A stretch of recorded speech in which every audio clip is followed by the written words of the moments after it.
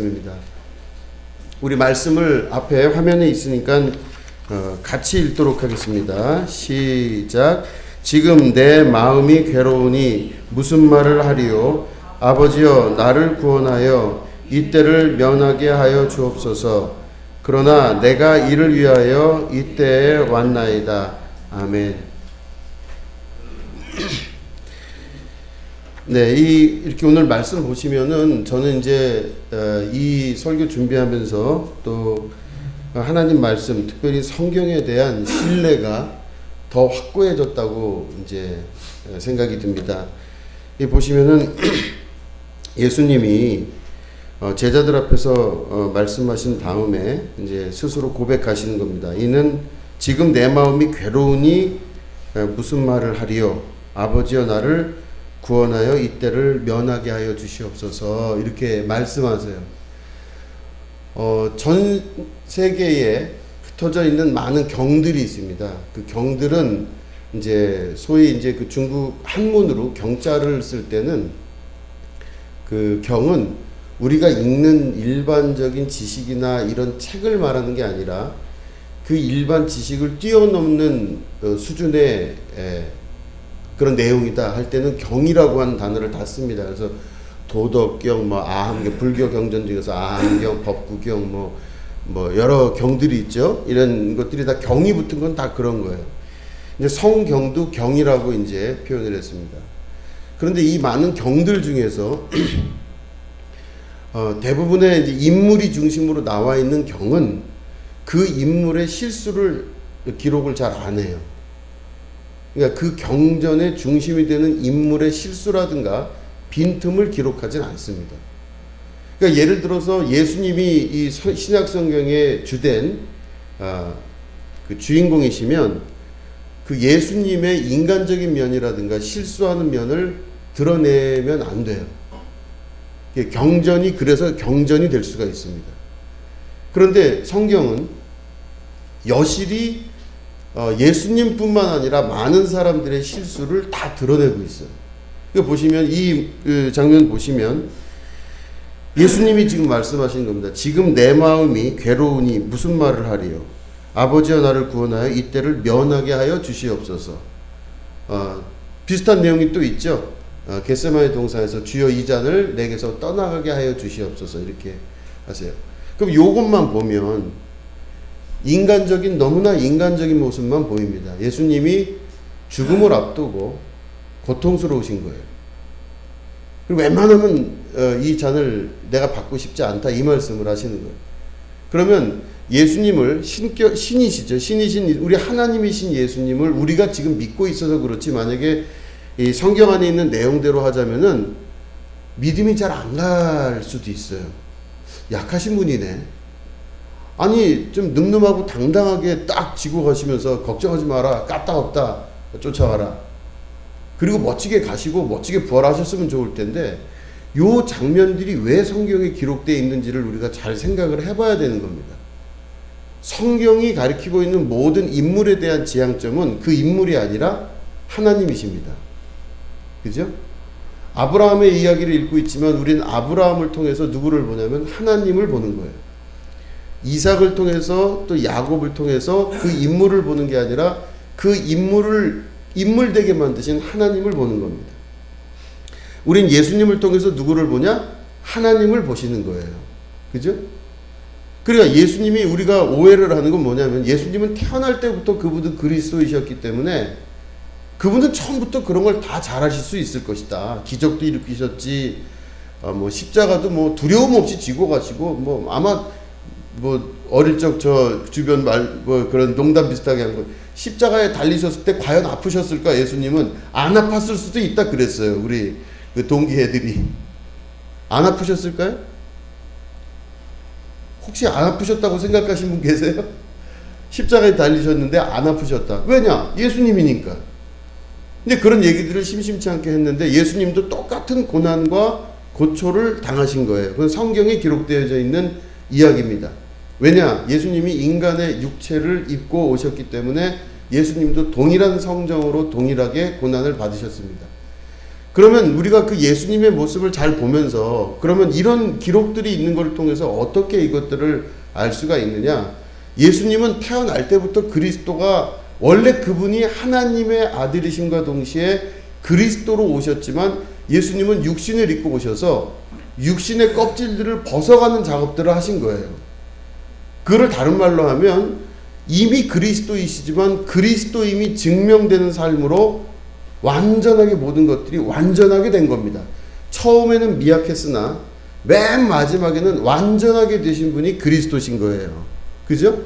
고통을 느끼셨고 좌절을 느끼시기도 하고 우리 인간들과 같이 똑같은 성정으로 괴로움을 당하셨지만 그 모든 것들을 능히 이겨나가시면서 완전에 이르신 분이 예수님이시라는 겁니다. 그러니까 여기도 지금 고통스러운 장면을 말씀을 하시는 거예요. 주여 내 마음이 괴로우니 무슨 말을 하겠습니까 내가. 아버지여 나를 구원하여 이때를 면하게 하여 주옵소서. 그러나 내가 이를 위하여 이때에 왔나이다. 이렇게 말씀하고 계세요. 그러니까 내가 괴로워서 너무 힘이 들지만 그 힘이 든 그거가 육신의 모습이라면 그렇지만 내 사명은 이것을 위하여 이때에 내가 왔습니다. 라고 말씀을 하시는 거예요. 그러니까 이 모든 성경에서 바라보는 시각을 우리가 다시 한번 말씀을 드리자면 이 모든 것은 하나님이 자신을 드러내시는 일들이에요. 성경의 주인공은 하나님이십니다. 그죠?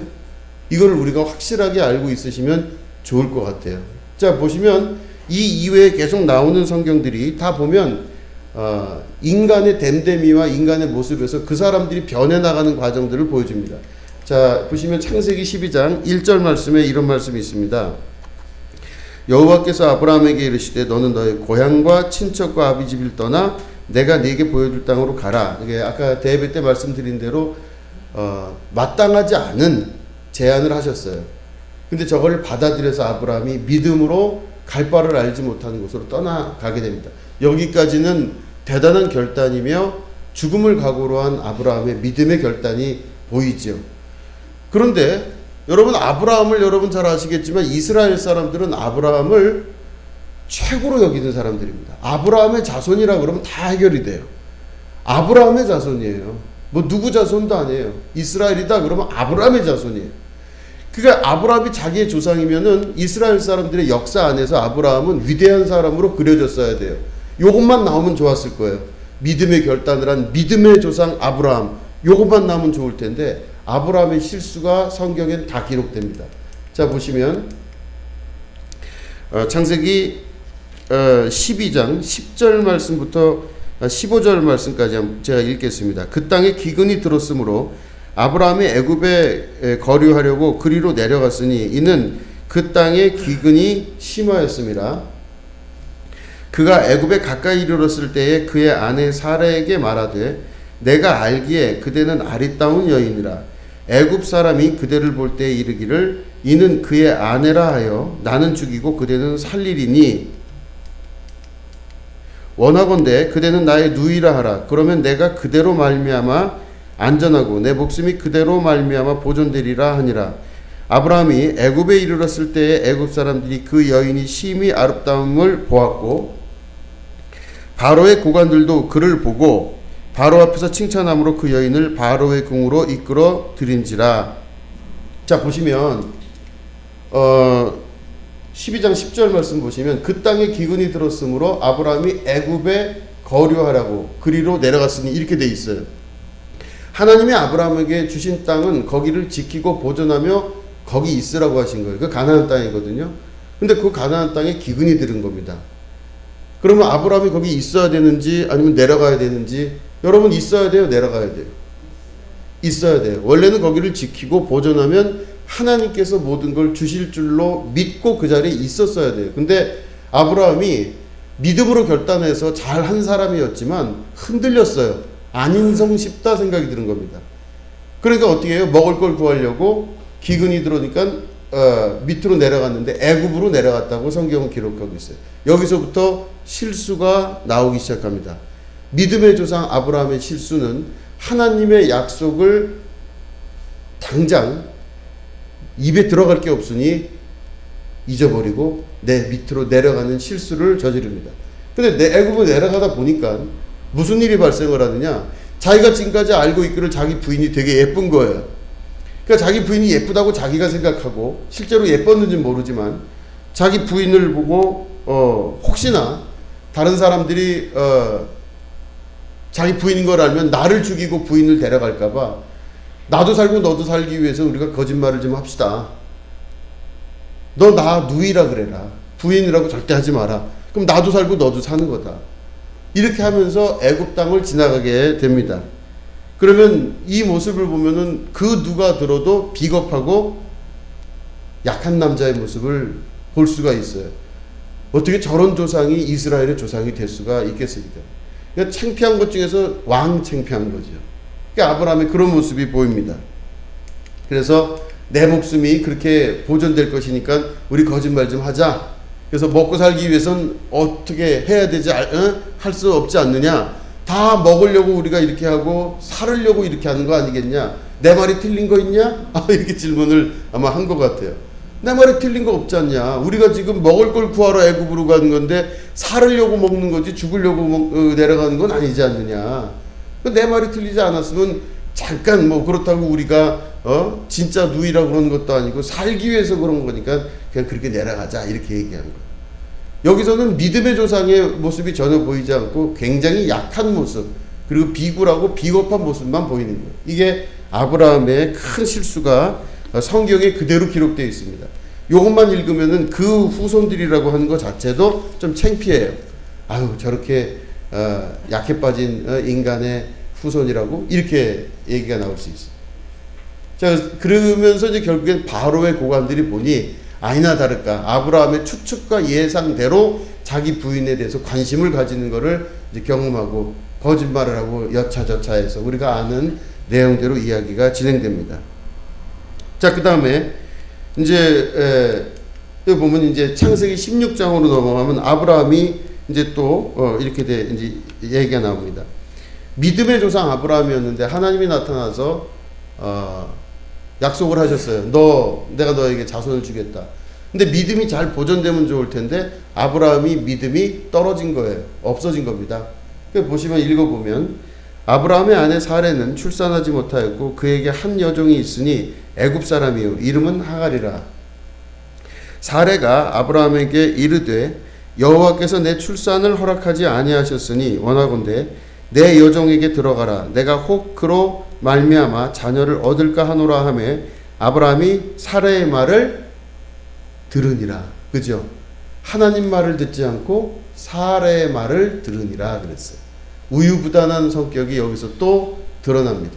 자 3절 보면 아브라함의 아내 사레가 그 여종 애굽 사람 하갈을 데려다가 그 남편 아브라함에게 첩으로 준 때는 아브라함이 가나안 땅에 거주한 지 10년 후였더라. 이렇게 기록되어 있습니다. 요걸 보면 아브라함은 하나님 말 듣지 않고 사레 말 들으면서 하나님이 주신 약속은 이루어질 수 없다라는 걸 자기도 받아들인 거예요. 무슨 자식이겠습니까? 이 나이에. 그러니까 이 실수의 장면이 성경에 그대로 기록이 되어 있어요. 아브라함이라고 해서 특별하게 인정하거나 높이지를 않더라는 것이죠. 자, 사무엘하 11장 1절 보시면 그 해가 돌아와 왕들이 출전할 때가 되매 다윗이 요압과 그에게 있는 그의 부하들과 온 이스라엘 군대를 보내니 그들이 암몬 자손을 멸하고 랍바를 에워쌌고 다윗은 예루살렘에 그대로 있더라. 이렇게 돼 있어요. 이제 요 이후에 읽을 내용들을 우리가 미리 얘기를 하자면 아브라함이 지금 전쟁이 난 겁니다. 전쟁이 났는데 그 당시에는 이 군인들의 그 사기를 진작하기 위해서 반드시 전쟁이 났을 때 왕이 동참을 해요. 특히 큰 전쟁에서는. 그래서 왕이 같이 가면서 그 후방에서 왕이 계속 밀어주면 앞에 있는 그 전투병들이 그 전쟁에서 막 길을 살려서 이기는 게 일반적이에요. 근데 여기 보니까 다윗이 전쟁이 났는데 지금 전쟁에 참여했습니까? 안 참여했습니까? 안 갔어요. 그죠? 보시면은 그 해가 돌아와 왕들이 출전할 때가 되매 다윗이 오압과 그에게 있는 그의 부하들과 온 이스라엘 군대를 보내니 그들이 암몬 자손을 멸하고 랍바를 에워쌌고 다윗은 예루살렘에 그대로 있더라 그랬어요. 모든 왕들이 출전해가지고 서로 싸우는 때에 다윗은 예루살렘에 있고 군대만 보내는 거예요. 그 무슨 의도가 있었던 거예요, 지금 다윗이.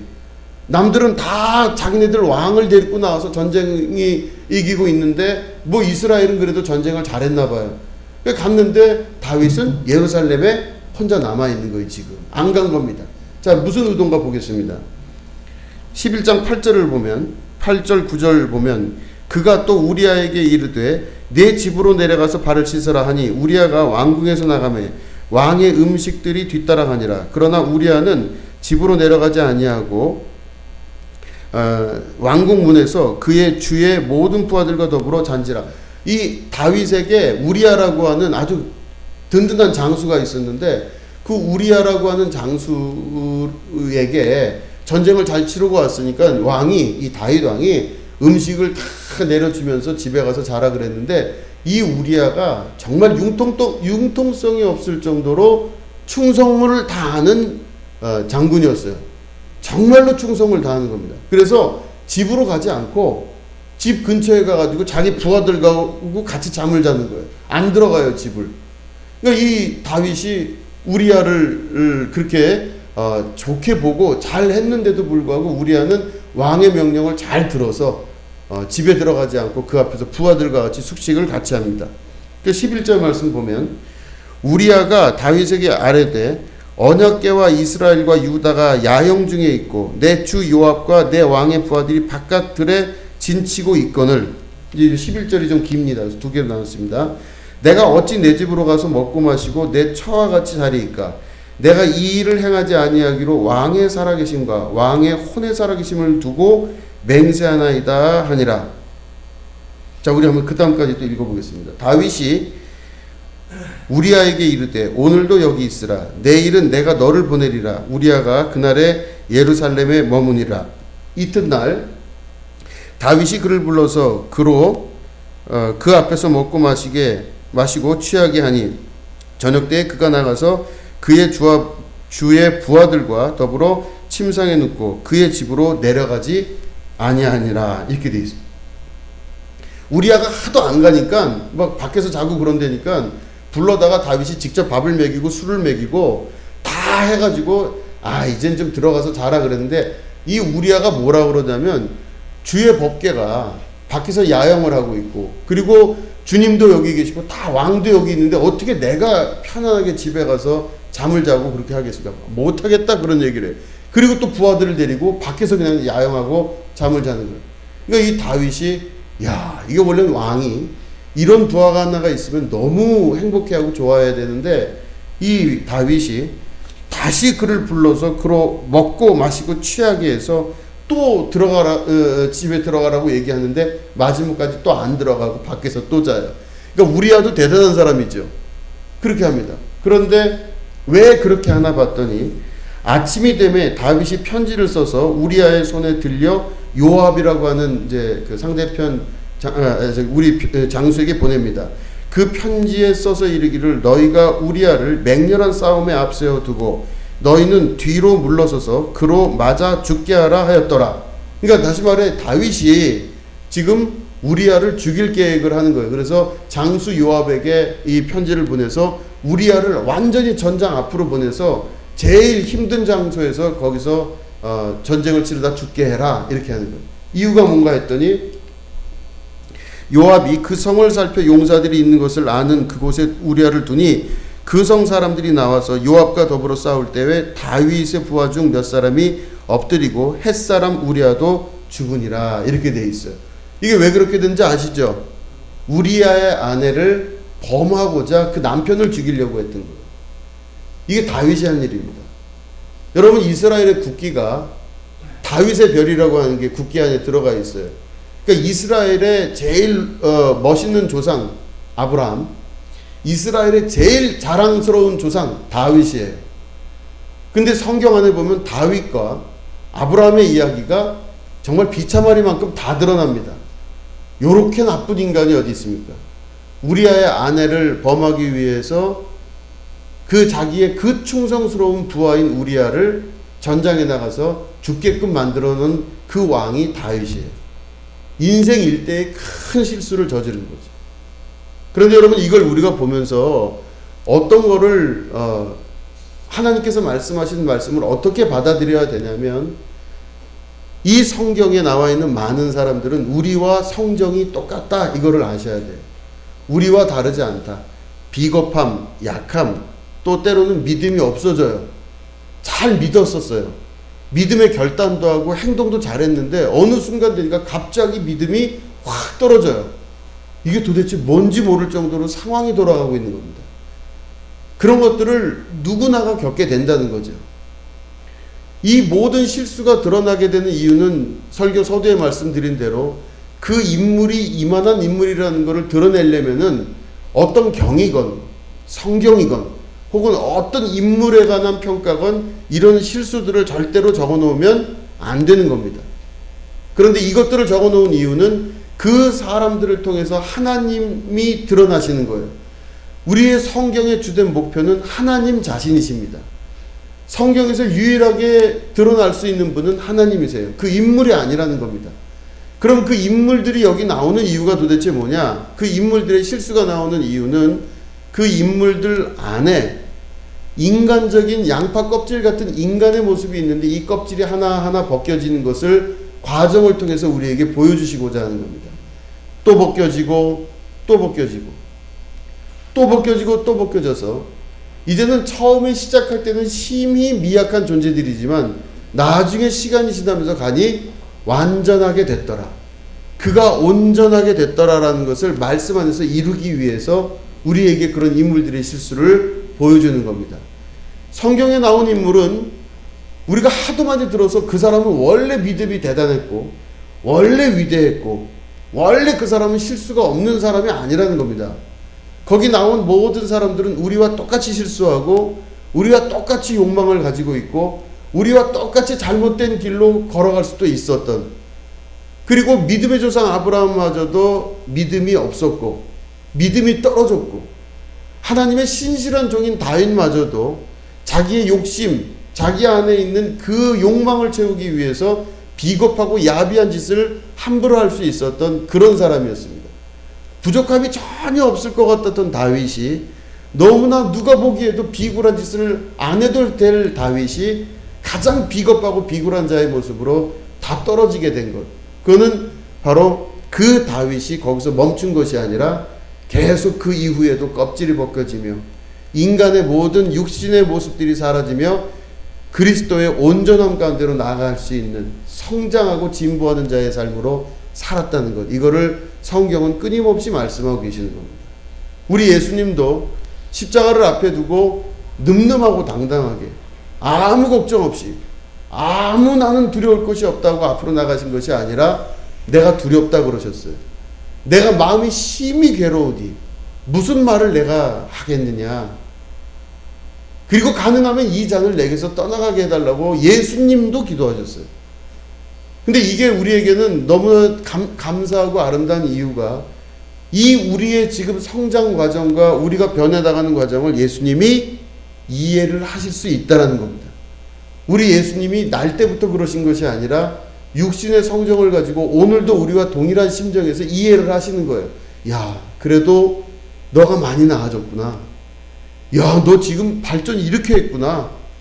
야, 그래도 너 그전하고 다르다. 야, 신앙이 이만큼 벗겨지니 넌 조금 후에 내가 온전한 것처럼 너도 온전하게 될 것 같다. 이렇게 말씀하시는 겁니다. 예수님께서. 여러분들의 스스로가 여러분들을 결정할 때가 많습니다. 나는 이렇다라고 스스로 좌절하실 때도 있고 신앙적으로 스스로 여러 가지 면으로 혼란스럽고 괴로울 때도 있으실 거예요. 그렇지만 여러분의 판단이 정확하게 결론이 아니라는 걸 믿음으로 받아들이셔야 됩니다.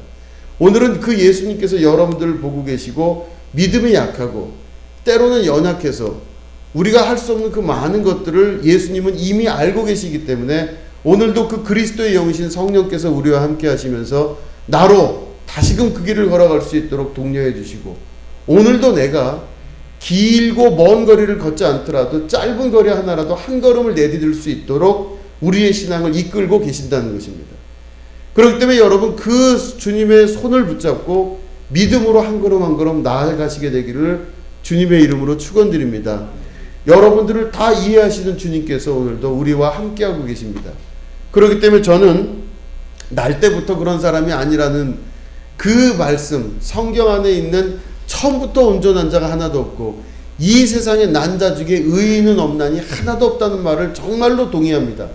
그러나 이 세상에 의인은 없나니 하나도 없지만 주님의 말씀대로 완전하여지 내가 온전하니 너희도 온전하여질지니라, 내가 완전하니 너희도 완전하게 될지니라 하시는 그 말씀, 예언적인 말씀이 우리 삶을 통해서 분명히 나타날 줄로 믿습니다. 오늘 이 예배를 드리고 여러분들이 또 교회 밖으로 나가실 때, 또 각각 삶의 처소에서 이 어려운 시기를 살아나갈 때 여러분들의 신앙이 정체한 것이 아니라 또 믿음의 한 걸음을 걸어가시고 또 지치지 않고 한 걸음 걸어가셔서 때로는 늦게, 어떤 땐 빠르게 진행되는 그 신앙의 완전함 가운데로 나아가시게 된다면 우리가 어느 순간인가는 온전한 자의 모습으로 서로의 낯을 볼 때가 있을 줄로 믿습니다. 좀 더 온전한 그리스도의 형상이 우리 가운데 나타나서 증거가 되는 그런 축복의 여러분들의 신앙이 여정이 되시기를 주님의 이름으로 축원드립니다. 기도하겠습니다.